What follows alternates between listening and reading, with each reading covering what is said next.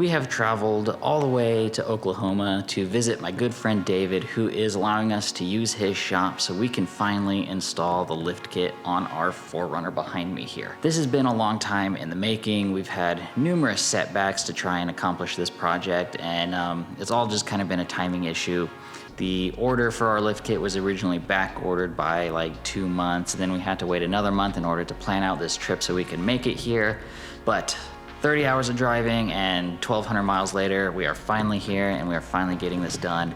So without any further ado, we're gonna go ahead and get it installed on this 4Runner. For our lift, we chose to go with an Icon Stage 2 kit. It came with several boxes, so the first thing we wanted to do was make sure we had everything we needed. We opted to go with a 3-inch lift, which also offered extended travel shocks. Although for the time being, we are choosing to keep both the front and rear sway bars, so we likely won't see the full extent of travel that this kit offers. It would have been nice if Icon could include written instructions out of the box, but that would be too easy. Instead, you have to find the individual part numbers on each piece and search for it on Icon's website. And the part numbers aren't necessarily placed in the most obvious places on some parts. But with everything we needed here, we were ready to get started. We thought installing the lift in the front would be the hardest, so we chose to do that first. The first thing we had to do was remove the upper control arm and then get to the shock.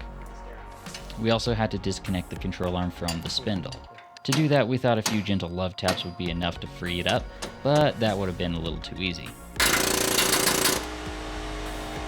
With that out of the way, we swapped out parts and did the same steps in reverse while constantly being sure to check fitment. So it has been an incredibly long day getting this lift kit on the 4Runner. Our goal today was to get the front side of the lift done on both sides, passenger and driver. It took a lot longer than we expected, but we actually got most of it done. We just have to retorque some things and it'll all be good to go. And then tomorrow we start on the rear.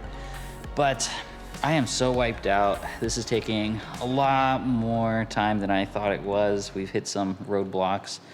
And a lot of that is just things I can't film because I was hoping I would be able to film this entire project, but one of the problems with doing these mechanical-like things is that it requires both my hands and sometimes often the hands of somebody else as well to help out, and nobody run the camera. So here we are, many hours later.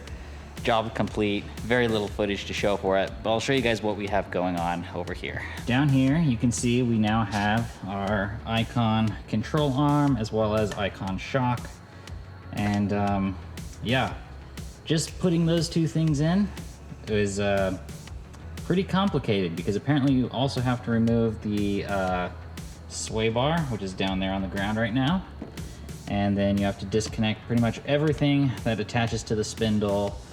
And then you also kind of have to get behind this little pad thing in the corner so you can torque the bolt that holds the control arm in. And of course the other side looks the same as well. And I'd like to say that it went by a lot quicker because we now knew what we were doing. But of course, once we got good at it and figured out how things work, the job's done and it's time to move on to the next thing. So yeah. So with that, I'm pretty tired and wiped out, and we got a lot to do still tomorrow. We still gotta tidy up the front, and then we have to start on the rear and hopefully get it all done by tomorrow night. And ideally we did plan for an additional extra day to be here doing this, so 3 days total, but hopefully we can do it in 2, and we've just completed our first day. So with that, I'm really tired. I'm gonna crash for the night, and I will see you all in the morning. The next morning, it didn't take us long to button things up on the front side. We just had to install some spacer blocks between the sway bar and the frame to help push the bar forward about an inch. After that was put back together, all we had to do was then drop the front in and start working on the rear.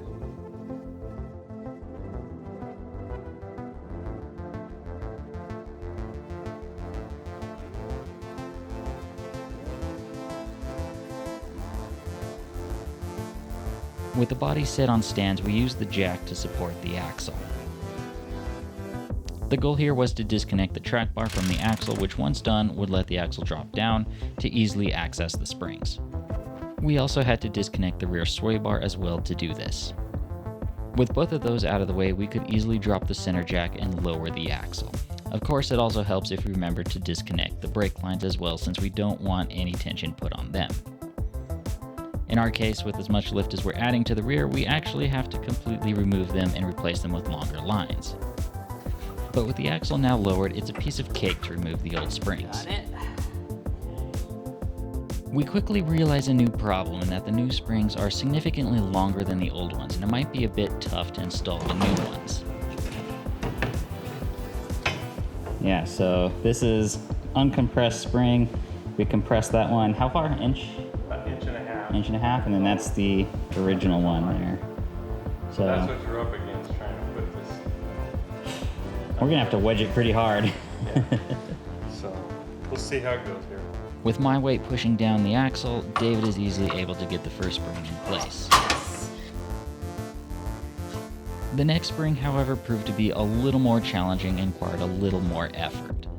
During our stay here with David, his wife Nancy has done an incredible job cooking for us, and having gone back for seconds might have made the difference in getting this one on. With both springs installed, all we had to do next was reconnect the track bar, which was actually pretty hard to get lined back up. To do that, we ended up using loading straps tied between the frame and the axle to pull the axle back in line with the track bar. It took a lot of force to do it, so it felt a little sketchy for fear the straps would snap, but we made it work. After that, everything left to do was easy. We just had to swap out the rear shocks, reconnect the brake lines, and bleed the brakes. And with that complete, we were ready to get the wheels back on and drop the 4Runner off the jacks. What do you think? Looks higher. You got all four done? Yeah, all are done. Oh. We got a little bit of fast. touch up to do, but it won't be too much. Well, it is now impossible for me to do anything up here very well. Too high? Yes. That's why you gotta step. That means he can't do it either. I know, I'm shorter than you. I don't want to bring that up, but It's true. You know, I put a 3-inch on the Xterra, and it had the same size tires, but this just looks a lot bigger. Yeah. what size tires were on that Xterra? 265s, Oh, so 31s, Yeah. I think. yeah. I'm glad that it got done so fast. I thought you guys were going to be stuck out here for a long time. I thought it was gonna take a really long time too, but yeah, we got it done in 2 days. All right, so post-job interview, what do you think? It's probably a lot more tools than Yeah, what we they ended up recommend using or estimate. all of this. Plus some that Plus I've already some. put away. So I don't know if I buy that so much. Yeah, they only listed like 6 tools on the instructions, and I feel bad for the guy that does that. Right, and I have tools that typically a lot of people don't have. So if you don't have spring compressors and stuff like that, because we measured and we knew exactly how far we had to move the axle to get the springs in. And I'm just saying, if you don't have that stuff or haven't seen it done, it's that can be frustrating because it could take you all day. Yeah. It just depends. So, I'm honestly surprised how fast this went. I mean, we still had some struggles on it, but it turned out pretty good. I know everybody says the front's easier, but I think the rear is actually easier if you know how to compress the springs and put them in without taking everything apart. The only thing I'm curious about is I personally would get a quick disconnect to the rear stabilizer. You know, old school building Broncos and everything, we stacked our own leaves out of the junkyard. We didn't have any kits. There was no kits. There was none of this stuff. Spring rates, we just had to know what GMC or F-150 we could take them off of, to raise it this or that. And so, with that being said, we didn't have sway bars, and things were squirrely.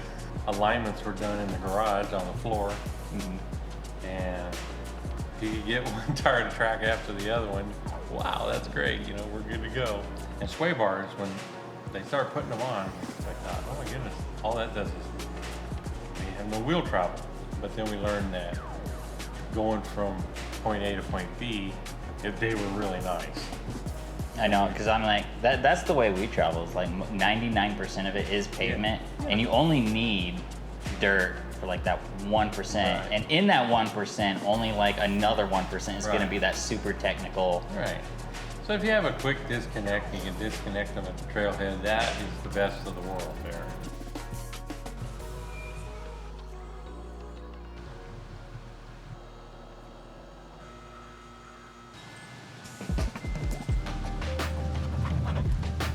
Now that we have a proper mall crawler, it was time to hit the road and make our way back home. With miles of dead bugs on our windshield, rediscovered limits on our gas mileage, and hours of driving, it gave us plenty of opportunity to learn the handling of our modifications. One thing we did before we left Oklahoma was upgrade our tires. BF Goodrich KO2s seem to be the right choice since we've used those in our previous Overland builds, but this time we've bumped it up a size to 285s. Well, we are finally back in our own driveway. It is day 4 of this project. It has been a pretty huge undertaking when we think about all that we had to do to get this done. We drove from central New Mexico all the way out to eastern Oklahoma to meet up with our friends Nancy and David, who, huge shout out to them, went above and beyond to help us out with this project. Their hospitality was absolutely incredible, as well as their help, as well as the food that Nancy cooked is top notch and absolutely great. And huge shout out to David for helping me with this project as well. We knocked this out in 2 days and then got the alignment done on the 3rd. Taylor and I are really excited for what lies ahead. This opens up a lot more opportunities for us here in New Mexico with the terrain that we have and what we want to tackle. And we're excited to see what's in store for us. But like I said, a huge thanks again to my friends David and Nancy for their hospitality, their food, their shop, letting us work there, and their help. It has been absolutely incredible time to visit old friends that we haven't seen in a while as well. So to you, David and Nancy, I hope we get to see you guys soon again. And maybe we can plan a trip together at some point down the road, who knows? But yeah, that's it for this video. And for everybody watching, I hope you guys enjoyed this type of content. We'll be doing a lot more overlanding, off-roading stuff this summer for sure. We won't be doing super extreme expeditions because we still got a lot of projects to do in that regard. Basically, the lift and tires was phase 1 of our build. Phase 2 is going to be building out storage and auxiliary power here in the rear hatch of the 4Runner. That is what you guys have to look forward to in the future here on this channel. I hope you guys enjoyed this video. Don't forget to give it a like and comment, subscribe, and we'll see you in the next one. Bye.